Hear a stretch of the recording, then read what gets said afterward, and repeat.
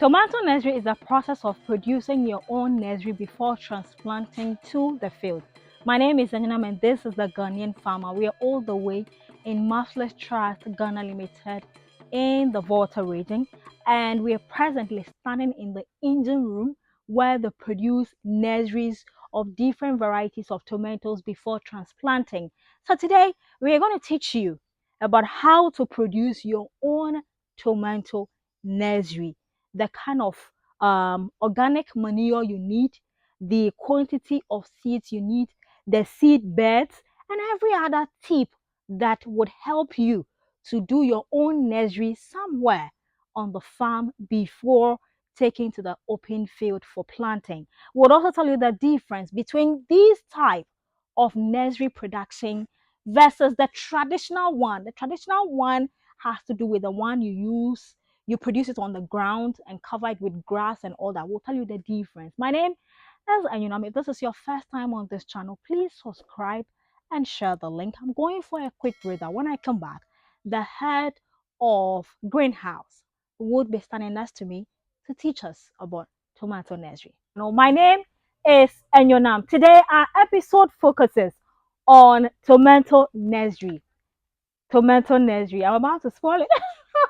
And we are all the way in the Volta region in Marvelous Trust Ghana Limited. And standing next to me is the man in charge of all the greenhouses, over 50 units of greenhouses here in Marvelous Trust. He is the man in charge. So we want to learn briefly about the importance for a farmer, a vegetable farmer who is planting or growing tomatoes, to have your own nursery. What does it do? How does it help your production and let's say yield? So Matthew, thanks for joining us once again. Thank you. We are standing in your nursery, or let's Yes. say engine room, when it comes to tomato production in your farm. But when we say tomato nursery, what exactly are we talking about? Yes, a nursery is Mhm, just a place that you raise your plants, mhm, or we call it seedlings, mhm, uh, before you transplant them to the field mhm, or for us to the greenhouses mhm. for production. Okay. Yes. All right. So how many varieties of tomatoes do we have here? For here, we have about two varieties here. Okay. Yeah, about two Which one and varieties. which one? We have UC Uh-huh. 82 Mm-hmm. and then tomato UC82 and then tomato. and tomato. Yeah, Tomato. tomato. Yes. Those are two varieties we have. Yes. Okay. So when you have the seeds, Mm. what do you do next before you can see the crops sprouting out? Yes, for nursery is very important Okay. on the first point because whatever happen in the nursery, you are likely to encounter it On the on field. the field. Okay. So a lot of studies, a lot of checks normally is done on the nursery. Mm. Uh-huh. So normally, what we do here mostly, you get your planting medium. Sometimes we have the potting soil. Mm-hmm. People are preparing it and be selling. Okay. You can buy that one. Mm.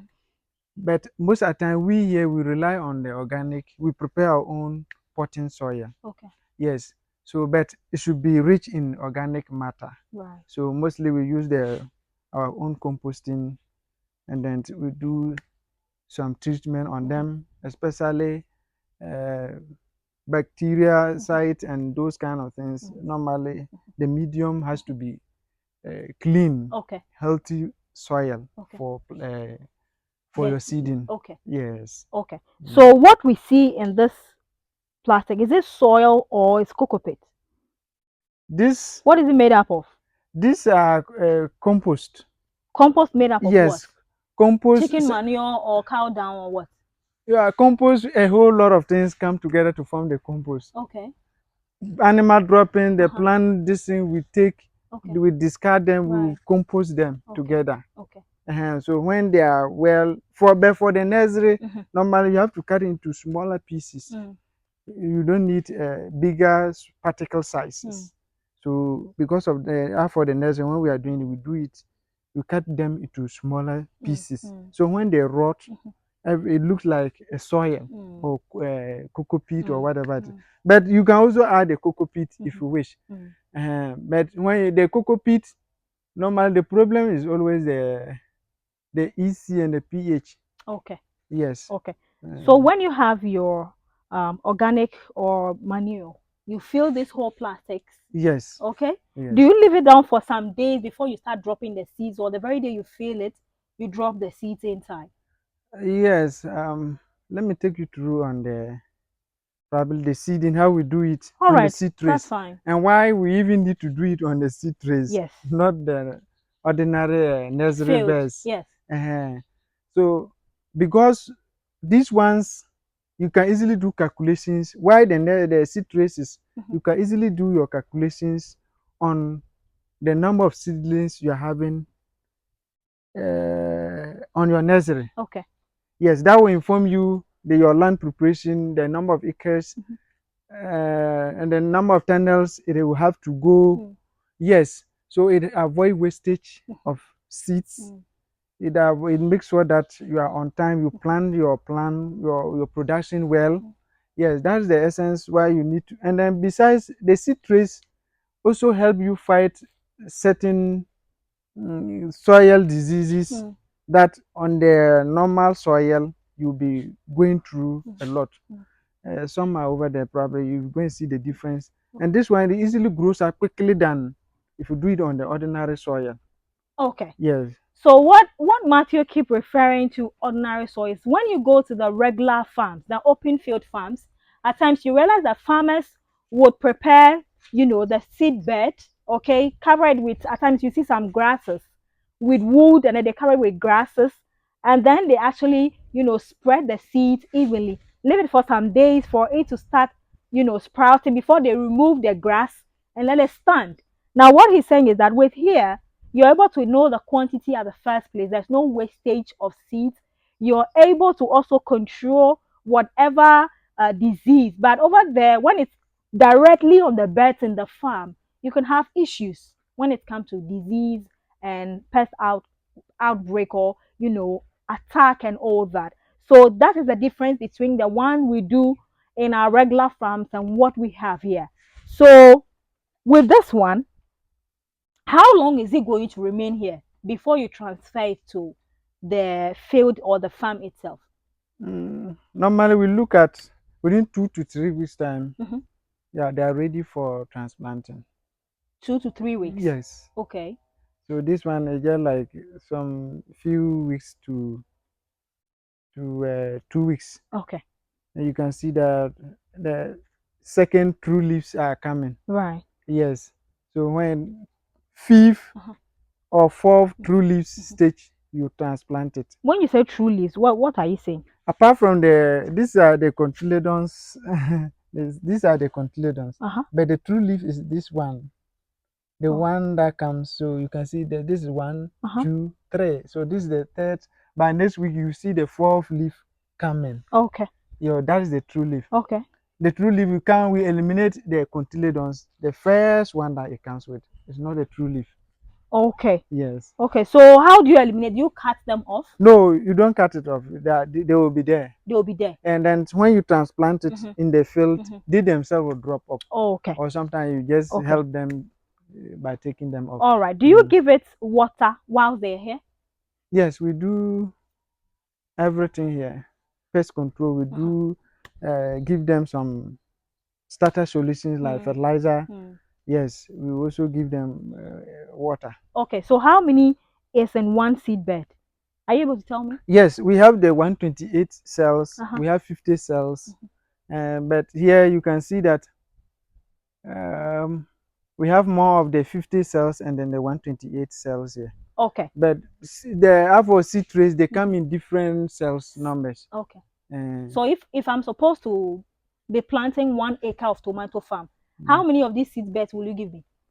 1 acre, I think you will need about 3,000 seedlings. Three Yeah, thousand. yeah. For tomato, you need like 3,000 seedlings. Okay. Yes. So you just do the multiply. If this one is 50, Hmm. you just do 1, 2, 3, 4, 5, 6. up, Okay. and then you just do that, and maybe add some two or Uh-huh. three in Uh-huh. case you don't get a uniform Mm. 100% You germination. can actually Yes, replace it. yes. Okay. Mm, Now, when you're removing it to plant, mm, I was about to pull the plant. How do I go mm. about it? Yes, for this one, Uh-huh. normal because we use the organic matter Uh-huh. or the compost. Mm-hmm. So you just press the down firmly small. If you Okay. water it and you press it, it will come out Smoothly. itself. Yes, Okay. and you just take it off. That's all. Okay. So you Uh, press the down hard Yeah, and then it would come out. yeah. Okay, oh, it's okay, it's okay, it's okay, it's okay. I'll show you to see how to remove it so that you will not waste it. But But some people actually also add vermiculite, some white thing. They add vermiculite to it. In that case, you don't need to press the down. You uh-huh, just pick. If you pick it like this, it easily will just removed. remove. And but because we don't use vermiculite, those is additional cost Mm, of production. mm, Yes, okay. so it's good you just All press right. that down. That's one difference in this greenhouse compared to the other ones. So this particular one, there is an extra black layer that covers the white one, and it gives us a very cool temperature. Why? Is it because it's a nursery production room, or you are controlling the temperature? What's the essence of having two layers of greenhouse material? Yes, not it may not necessarily be because it is a nursery. That's why, Mm-hmm. but for nursery, Mm, it is needed. okay. Uh-huh. But in other greenhouses, you could also see them there too. Mm, So this black net, mm-hmm. it just we call it shade net, Okay. and it's called shade net in the sense that it shades there's excessive solar Heat. radiation Right. coming from the plastic. Okay. So it acts like an absorber to the plastic. Right. That is, we use it to cover on Mm, the top. mm, So if the excessive radiation that is coming, you take that one. And then there's one science about the shade net too. mm-hmm. Uh, it is being known that it disperses the sunlight evenly to the plants. Ah. Okay. Yeah, Mm, so normally uh-huh. assume that you have it, you don't have any shade net here. Mm, If the sun is here, mhm, some of them may have it difficult, some of the sitting over there may have it difficult mm, getting sunlight. mm, But this, with the small perforation, it is able to disperse the light easily. evenly to the So plants. every plant gets its own share. Yeah, it owns Okay. of the sunlight. All right. Yes. That's Matthew, the expert in greenhouse. Now, finally, I realize you've posted or pasted, or I don't know if it's a signpost directing you to Monthly Trust or giving you to Akajebu. What is the essence of me putting this here? Yeah, that's the labels. Okay. In the nursery, we have labels is very important. Normally, the crop, Uh-huh. the variety, the Uh-huh. day that you see it.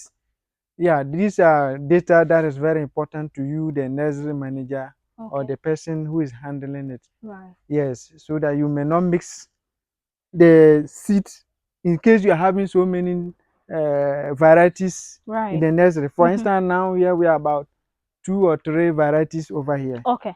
So if there's no labels, probably before like you mix them together. But tomato is tomato. So if I miss them, what is wrong? Yes, you realize that the tomato is a cherry tomatoes. Uh-huh. And then Okay. this one is a beef tomato, then big tomato, the normal tomatoes. Okay. Yes. So imagine you plant and you enter, but when the time that they start fruiting it, you see cherry Some is plus. big, some is small. Yes. Okay. So Yes. the essence of labeling Labeling is very your important. nursery so that you Yes. will not mix the varieties you have during planting. My name is Anyunam and this is the Ghanaian farmer. If you're considering to becoming a vegetable farmer, somewhere on your land, you can create something small like this. These are all ways of cutting down costs. These are all ways of maintaining the standard or quality of vegetable you're going to produce for your clients. So this should not be considered as too much investment. No, you're rather saving money and then producing the quality that your clients need from you. So this is you everything that you have to know about nursery production when it comes to tomato farming, from the seed bed to the temperature to the water, to the treatment of the compost, everything that you need to know 360. You can only get it on the Ghanaian Farmer YouTube channel. Thank you very much for sticking with me. Subscribe, share, and tell somebody agriculture is worth your time and investment. My name is Anya Montadan. I'll see you next week. Bye bye.